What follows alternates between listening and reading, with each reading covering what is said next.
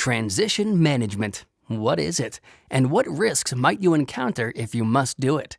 The vast majority of institutional buy-side investors, such as pension funds and endowments, hire external third-party money managers to manage their assets. These money managers might be either equity managers, fixed income managers, or alternative investment managers.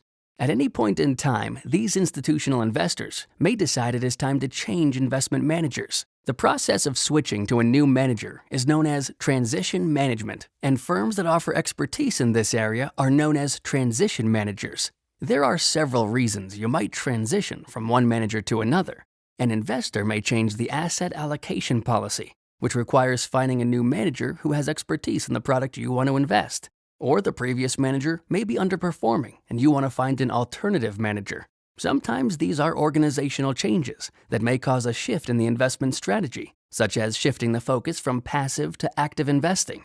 And most recently, the industry has encountered more complex transitions that involve derivatives such as swaps, options, and futures.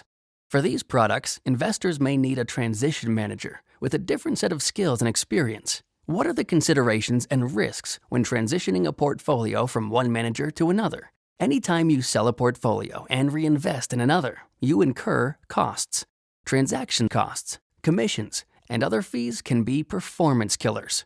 However, the biggest risk during the transition period is having no exposure to the market during the process. One of the ways to combat this risk of missing out is to utilize the futures markets.